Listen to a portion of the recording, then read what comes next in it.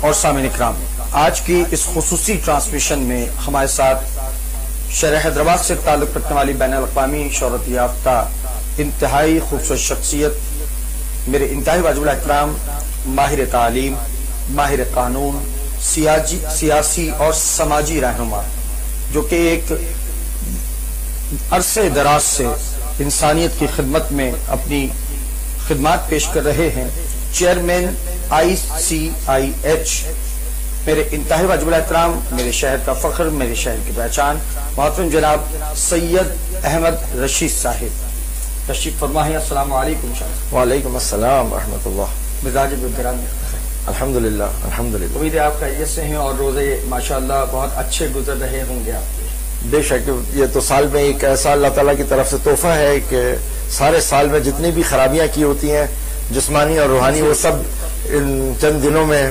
بہتر ہونا شروع ہو گئی۔ بالکل ایسے ہی، مطلب اسسمنٹ منتھ ہے یہ ہمارے بالکل ایسا کے لیے ماشاءاللہ، اور ہم شکر گزار ہیں کہ آپ نے اپنی گناگو مصروفیات میں سے پارس نیوز حیدرآباد اور ہماری اس ٹرانسمیشن کے لیے وقت نکالا۔ شاہ صاحب کے ساتھ ناظرین اکرام ہمارے درمیان ایک ثنا خان موجود ہیں جو کہ شہر حیدرآباد کے سینئر ثنا خان ہیں، پڑھنے میں اپنا ایک منفرد انداز رکھتے ہیں، محترم جناب راشد شیخ صاحب۔ السلام علیکم راشد بھائی۔ وعلیکم السلام۔ کیسے مزاج ہیں آپ؟ اللہ کا شکر ہے، بہت شکریہ پارس نیوز اور جاذب بھائی اور پوری ٹیم کا شکریہ کہ انہوں نے آج اس پروگرام کے لیے مجھے مدعو کیا۔ جزاک اللہ، بہت شکریہ آپ کی تشریف آوری کا۔ شاہ صاحب آپ کی جانب بڑھتے ہیں اور ہمارے ناظرین جاننا چاہیں گے کہ ICIH اس کے آپ چیئرمین ہیں ماشاءاللہ، تو ہمارے ناظرین کو بتائیے کہ یہ کیسا ادارہ ہے؟ سب سے پہلے تو میں پارس نیوز کا شکریہ ادا کرتا ہوں کہ انہوں نے ایک دفعہ پھر اپنی روایت کو برقرار رکھتے ہوئے رمضان کی ٹرانسمیشن کی، اور آخری ٹائم کے اوپر جب لوگ روزہ کھول رہے ہوتے ہیں تو یہ علمی گفتگو اور مذہبی گفتگو اور خاص طور پہ جو بہترین اشعار اور نعت کا سلسلہ ہوتا ہے، اس سے لوگوں کا آخری کا جو ٹائم ہے وہ بہت اچھا گزرتا ہے۔ ICIH بیسیکلی ایک تھنک ٹینک ہے۔ یہ ایک ایسی تھنک ٹینک ہے جس کا مقصد یہ ہے کہ اس پوری امت مسلمہ کو واپس اس نظام کی طرف لے کے آنا جو اللہ تعالیٰ نے محمد رسول اللہ صلی اللہ علیہ وسلم کے ذریعے امت مسلمہ کو دیا تھا، اس نظام کی طرف واپس لانے کے لیے ایک ایسی تھنک ٹینک ہم نے بنائی ہے کہ موجودہ نظام جو پچھلے 100 سال سے ایک طاغوتی نظام چل رہا ہے اور تمام امت مسلمہ میں چل رہا ہے، صرف پاکستان میں نہیں چل رہا، ہر ملک میں چل رہا ہے، اور اب کچھ ایسا لگنے لگا ہے، ایسا محسوس ہونے لگا ہے کہ شاید یہی نظام ہے جس کے ذریعے ہماری ترقی اور ہماری کامرانی ممکن ہے۔ ان کو یہ باور کرانا ہے کہ ایسا ہرگز نہیں ہے۔ اللہ تعالیٰ کے نظام کے اوپر چلنے کی وجہ سے جو آسانیاں اور جو برکتیں ہمیں نازل ہو سکتی ہیں وہ اس طاغوتی نظام پہ چل کے ہرگز حاصل نہیں ہو سکتی۔ اس چیز کو ثابت کرنے کے لیے ہماری تھنک ٹینک جو ہے وہ تعلیمی میدان میں، معاشی میدان میں، سیاسی میدان میں، معاشرتی میدان کے اندر، عدالتی نظام کے اندر، آئینی نظام کے اندر تبدیلیاں اور موجودہ دور کے اندر ان چیزوں کو کس طرح سے ٹھیک کیا جا سکتا ہے، اس کے لیے ہم سفارشات تیار کرتے ہیں، اور حکومت وقت کو اور چاہے وہ کسی بھی دنیا کے ملک ہوں، ہم ان کو بھیجتے ہیں کہ اگر آپ ان طریقوں کو اختیار کریں گے تو ایک بہتر فلاحی مملکت اور فلاحی ریاست بنانے میں یہ کردار ادا ہوگا۔ ماشاءاللہ ماشاءاللہ، ICIH کا اتنا زبردست آپ نے حوالہ پیش کیا، تو شاہ صاحب میں یہ چاہوں گا کہ ہمارے جو نیو کمرس ہیں، نوجوانان اسلام اور نوجوانان ملت جو ہمارے حیدرآباد سے اسپیشلی بلانگ کرتے ہیں، وہ اگر آپ سے اس ادارے میں شمولیت کا اگر خواہش رکھتے ہوں یا وہ آپ کے ساتھ کنٹریبیوٹ کرنا چاہیں یا وہ چاہتے ہیں کہ معاشرے کے لیے وہ بھی کچھ بہتر کر سکیں، تو وہ پھر کس طرح آپ سے منسلک ہو سکتے ہیں، یہ بھی ہمارے ناظرین کو بتائیے۔ ہمارے پاس تو ہر وہ شخص چاہے اس کا تعلق کسی بھی دین کسی بھی شریعت کے ساتھ اگر اس کا تعلق ہے، بھلے وہ عیسائی ہے، بھلے وہ ہندو ہے، ودیاتک ہے، کسی بھی طبقے سے ہے۔ دیکھیں میثاق مدینہ آپ صلی اللہ علیہ وسلم نے جب پیش کیا تھا، آپ مدینہ میں جب تشریف لے گئے تو وہاں میثاق مدینہ ہوا تھا، 52 اس کے نکات تھے، 52 میں سے اگر آپ 28 دیکھیں تو وہ بین المذاہب اور بین المذاہب تھے، اور لیکن اس کی جو اصل چیز ہے وہ یہ ہے کہ آخری فیصلہ آپ دیکھیں یہ کیا گیا تھا کہ فیصلہ وہ ہوگا جو محمد رسول اللہ صلی اللہ علیہ وسلم کریں گے، وہ آخری فیصلہ ہوگا۔ تو ہم بھی اپنی اس تنظیم کے اندر ہر ایک کو ویلکم کرتے ہیں، اس لیے ہمارے پاس والمکہ انسل بھی ہے، ہمارے پاس عیسائی کاؤنسل بھی ہے, ہمارے پاس کرسچن کاؤنسل بھی ہے, ہمارے پاس اس کے اندر ڈفرنٹ برادری کے لوگ ہیں. ابھی ریسنٹلی ہم نے بھائی کاؤنسل بھی اس کے اندر اپنی تشکیل دی ہے, سکھ کاؤنسل بھی تشکیل دی ہے جس کے سربراہ ان کے اپنے لوگ ہیں.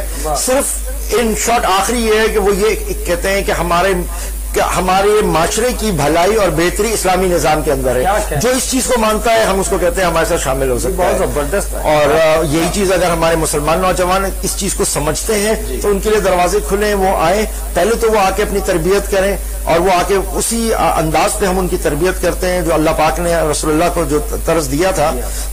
سورہ جمعہ کے اندر بھی اس کا ذکر ہوتا ہے جس میں اللہ تعالیٰ نے فرمایا بسم اللہ الرحمن الرحیم هو الذی بعث فی الامیین رسولا منہم یتلو علیہم آیاتہ ویزکیہم ویعلمہم الکتاب والحکمہ. تو آپ صلی اللہ علیہ وسلم کو جو بھیجا گیا تھا ان کو 4 نکات طریقے دیے گئے تھے کہ ان طریقوں پہ تم نے لوگوں کی تربیت کرنی ہے. اس میں پہلے یہ ہے ویزکیہم, پہلے ان کا تزکیہ کریں. تزکیہ سے مراد ہے جو بھی ہمارے پاس بھی آتا ہے اور آپ صلی اللہ علیہ وسلم کے پاس بھی آتا تھا تو پہلے اس کو پاک کیا جاتا تھا, دنیاوی خیالات سے دور کر کے اس کو لایا جاتا تھا اس بات کے اوپر کہ دیکھو اس کا خالق اور مالک ہمارا اللہ ہے. اس دنیا کو بنایا اللہ نے اپنی عبادت کے لیے, ہمارا مقصد صرف وما خلقت الجن والانس الا لیعبدون ہے.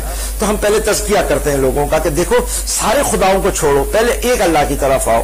تو جو بھی ہمارے پاس آتا ہے جو اس چیز کا اقرار کرتا ہے تو ہم اس کے بعد اگلے درجے پہ لے کے جاتے ہیں. ویزکیہم کے بعد ویعلمہم الکتاب, پھر ہم کتاب سے علم سکھاتے ہیں کہ دیکھیں اللہ تعالیٰ کیا بتا رہا ہے. کیا جب وہ بتاتا ہے کہ میں 7 آسمان تو اس کا کیا مطلب ہے, جب وہ کہتا ہے 7 زمین تو اس کا کیا مطلب ہے, جب وہ یہ بتاتا ہے کہ دیکھنے والے اور نہ دیکھنے والے برابر نہیں ہے, اسی طرح عقل والے اور بغیر عقل والے برابر نہیں ہے, تو یہ سکھایا جاتا ہے ان کو علم. پھر وہ علم الکتاب والحکمہ, پھر آخر میں جو ہے ان کو حکمت کی باتیں اور حکمت کا طریقہ کہ کس طریقے سے آپ نے اس کے اندر چلنا ہے. تو اب جو انداز ہے وہ یہی ہوتا ہے والذی ارسل رسولہ بالہدی والذی بعث فی الامیین رسولا منہم یتلو علیہم آیاتہ ویزکیہم ویعلمہم الکتاب والحکمہ. تو اس طرز کے اوپر ہم بھی ICIH کے اندر پہلے اپنے نوجوانوں کی تربیت کرتے ہیں اور پھر ہم ان کو کہتے ہیں کہ اب آؤ اور معاشرے میں اپنا کردار ادا کرو. سبحان اللہ. اپنے مہمان خاص کی جانب سید احمد رشید صاحب چیئرمین ICIH ہمارے درمیان موجود ہیں, اور ان سے مزید ہم گفتگو کریں گے اور جاننا چاہیں گے کہ ایسی چیزیں جو معاشرے میں اس وقت بہت تیزی سے بڑھ رہی ہیں مگر غلط سمت میں بڑھ رہی ہیں, تو انہیں کس طریقے سے ٹھیک کیا جائے. اس میں سب سے پہلی چیز آتی ہے, شاہ صاحب آپ سے چاہوں گا معلوم کرنا کہ ہمارے ناظرین کو بتائیے کہ معاشرے میں بڑھتا ہوا عدم برداشت اور تیزی سے بڑھتی ہوئی تعلیم سے دوری, یہ دونوں کس وجہ سے جو ہے یہ تیزی سے بڑھ رہی ہے. کیا وجہ ہے کہ عدم برداشت بہت زیادہ ہو گئی ہے, چھوٹی چھوٹی سی بالکل معمولی سی باتوں پر جو ہے وہ قتل ہو جاتے ہیں اور بہت چھوٹی چھوٹی سی باتوں پر سوسائڈ اٹیمپٹ ہو جاتے ہیں. تو ہمارا معاشرہ کس طرح بڑھ رہا ہے جبکہ بہت سارے معاملات چل رہے ہیں, تعلیمی نظام بھی ہے, مگر یہ سب کچھ ہونے کے باوجود عدم برداشت اتنا بڑھ گیا. اس حوالے سے روشن اس کا ایک ہی جواب ہے اور بڑا مختصر سا جواب یہ ہے کہ تربیت کی کمی. دیکھیں 18ویں صدی کے اندر ایک بہت ہی ایسا غیر اخلاقی کام ہمارے ساتھ ہوا جب پوری دنیا کے اندر انڈسٹریلائزیشن ہو رہی تھی, تو اس کے اندر ایک بڑا بنیادی کام یہ کیا گیا. یہ شروع میں پہلے ویسٹرن معاشرے میں ہوا. سب سے پہلے اس معاشرے میں یہ ہوا کہ یہ جو انڈسٹریلائز نظام بن رہا تھا اس کے اندر ایک سوچ یہ پیدا ہوئی کہ ہماری فیکٹریاں 12 گھنٹے کام کرتی ہیں, 12 گھنٹے بند رہتی ہیں, اور 12 گھنٹے بند جو رہتی ہیں وہ اس لیے رہتی ہیں کیونکہ ہمارے پاس سٹاف نہیں ہوتا کام کرنے والا. تو اس وقت خیال آیا کہ کیوں نہ ہم ان عورتوں کو جو گھروں میں باعزت طور پہ بیٹھ کے اپنے بچوں کو پال رہی ہیں, کیوں نہ ہم ان عورتوں کو کسی طرح سے باہر نکالیں. آپ دیکھیں گے کہ اسی وقت عورتوں کے حقوق کی تحریکیں, اسی وقت انسانی حقوق کی تحریکیں ان لوگوں نے جنم لینا شروع کیا, اور اس کا نتیجہ یہ نکلا کہ جتنی بھی عورتیں تھیں اور ان لوگوں نے بھی کہا ہم حقوق میں برابر ہے اور ہمیں بھی جی معاشرے میں ہمارا حق دیا جائے. اور حق کیا ملا کہ آؤ آنے کے بعد انہی سرمایہ دار لوگوں کی کمپنیوں میں نوکریاں کرو. تو ان کے 12 گھنٹے جو کم کماتے تھے انہوں نے زیادہ کمانا شروع کر دیا, مشین تھکتی نہیں تھی اور ان کے پاس اتنا لیبر آ گیا. اچھا, اس کی وجہ سے ہوا یہ کہ وہ ماں جو گھر میں بیٹھ کے اپنے بچے کی تربیت کرتی تھی اس نے وہ تربیت کرنا ختم کر دیا. بہت اچھا نکتہ ہے. یہی چیز پھر ہمارے معاشرے کے اندر آیا. جب ہمارے معاشروں میں بھی یہی چیز آئی تو ہم آج یہ دیکھتے ہیں کہ آپ کسی نوجوان سے بات کریں تو وہ اس کے لیے جو پہلی پریفرنس ہے شادی کے لیے وہ ایک ایسی لڑکی ہے جو پڑھی لکھی ہو اور جاب کرتی بھی ہو.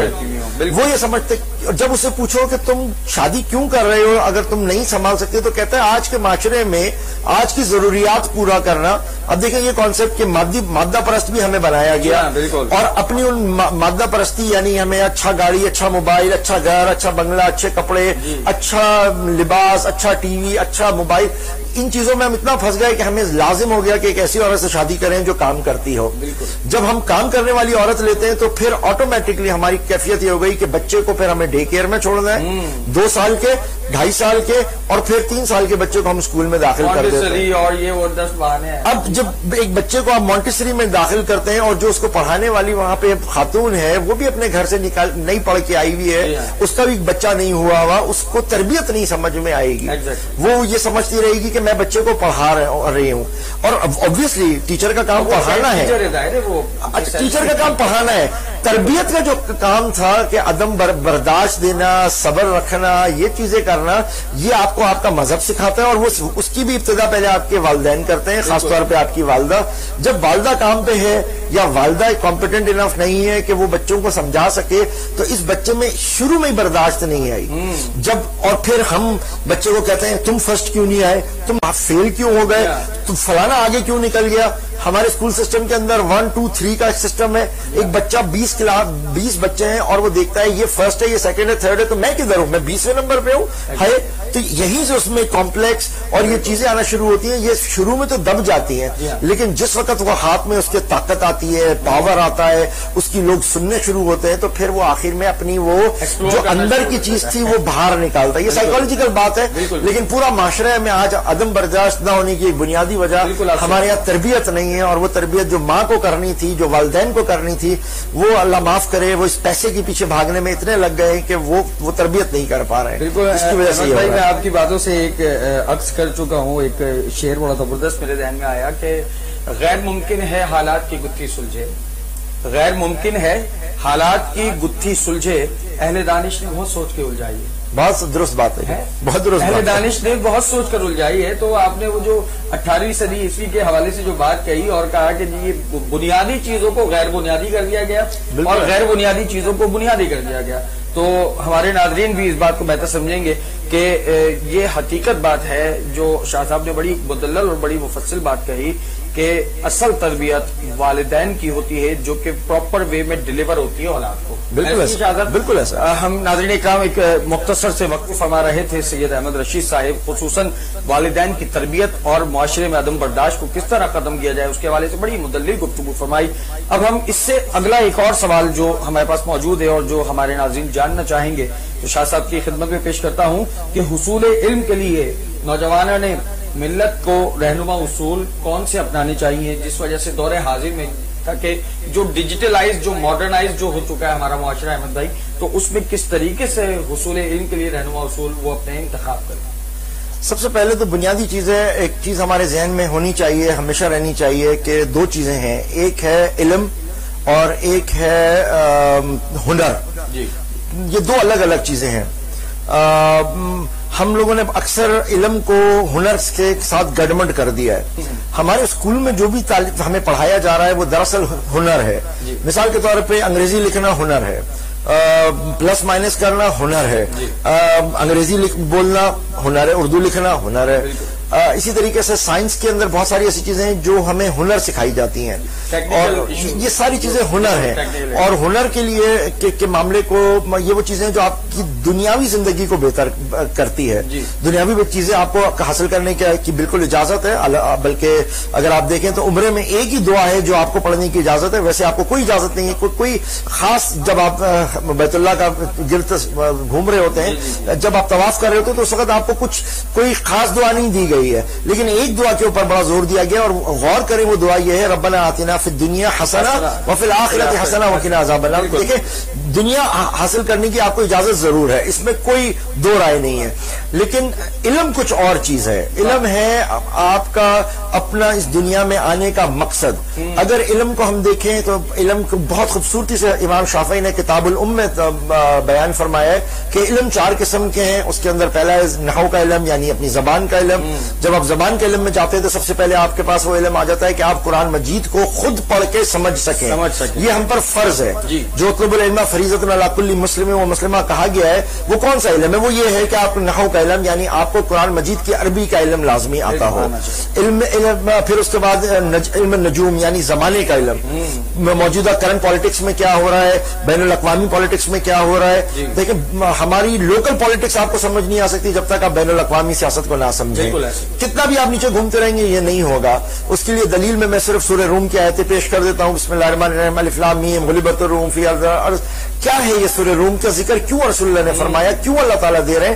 انٹرنیشنل سینیریو سے رسول اللہ صلی اللہ علیہ وسلم کو بتا رہے ہیں کہ جیسے وہ مغلوب ہوئے وہ غالب ہوں گے، اسی طرح تم آج مغلوب ہو کل غالب ہو گئے.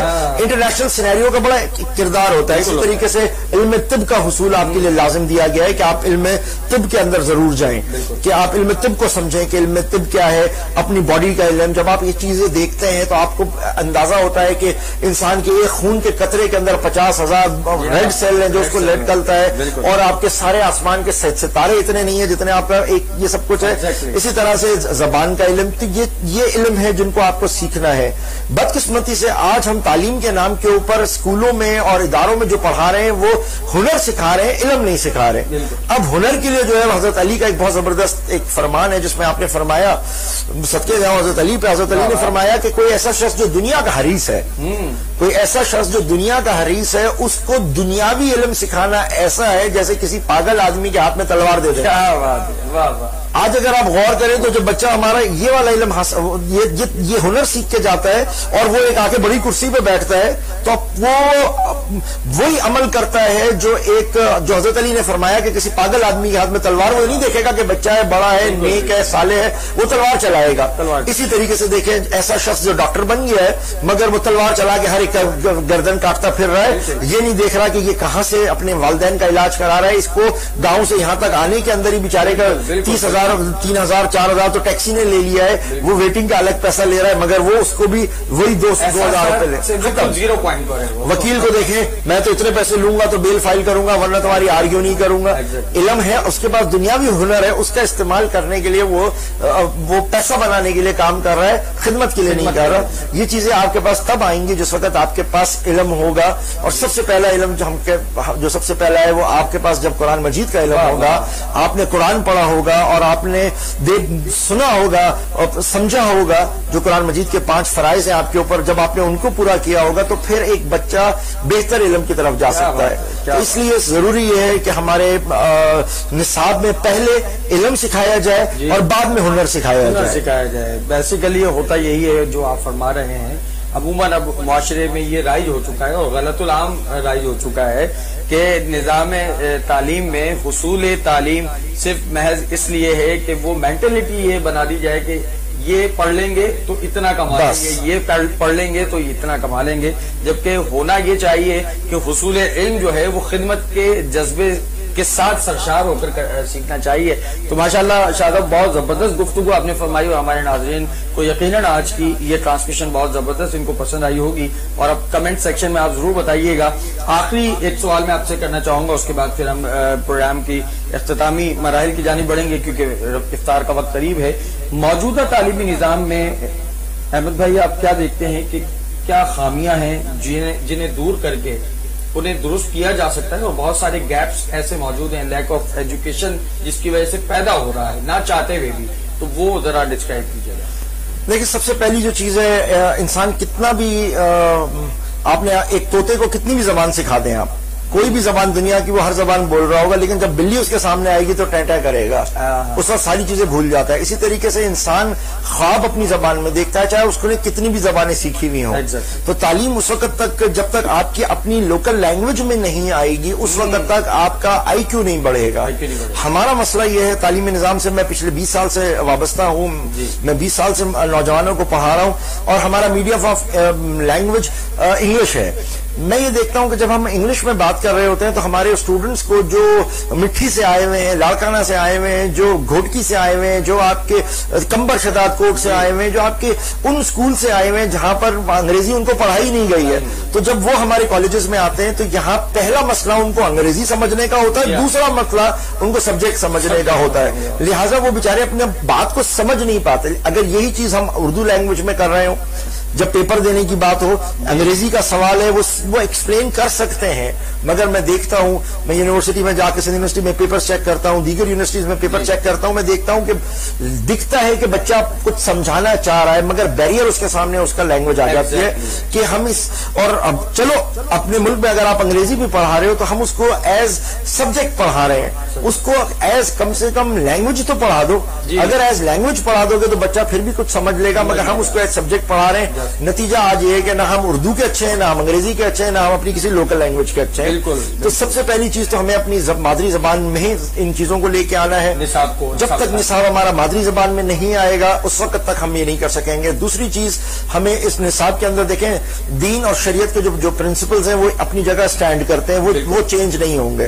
इसलिए जो इस्लामी तरीकेकार था वो ये कि शुरू के 5 साल पहले आप बच्चा अपने वालिदैन के पास रहता है, जहां वो अखलाकियात, जहां वो सब्र, तहम्मुल और अपने अकायद दुरुस्त करता है। उसके बाद का एक कुछ टाइम है जिसके अंदर वो दीन और शरीयत सीखता है। नमाज वही रहेगी, रोजा वही रहेगा, ज़कात वही रहेगी, चोरी की सजा वही रहेगी, नेक अमल वही रहेंगे, अच्छाई बुराई वही रहेगी। वो बच्चों के अंदर इतने असबर कर दिए जाए कि उनको ये पता हो कि क्या सही है और क्या गलत है। जब इस चीज से वो बंदा निकल जाए, 2 से 3 साल लगेंगे इसको ज्यादा से ज्यादा।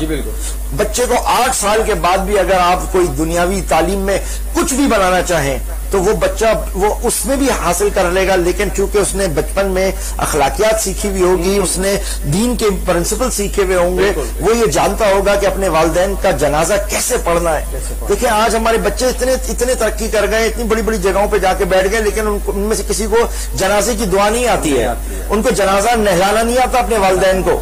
यानी लड़की कितनी भी पढ़ी लिखी PhD करके आई है, मगर वालदा को नहला नहीं सकती, वो उसको नहीं मालूम कफन में कितने औरत के और मर्द के कफन में कितने। बच्चे को, लड़के को नहीं ये समझ है कि किस तरीके से मैंने अपने वालिद का जनाजा पढ़ाना है। ये वो बदकिस्मतियां हैं जो हमारे साथ इस वक्त हो रही हैं, और जब तक हम इन चीजों को नहीं तब्दील करेंगे तो हम ना कौम बन सकेंगे ना हम उम्मत बन सकेंगे, और जो जिस असफल साफरीन में हम इस वक्त हैं उसमें मजीद जाते रहेंगे। बिल्कुल, आपने बिल्कुल बजा फरमाया।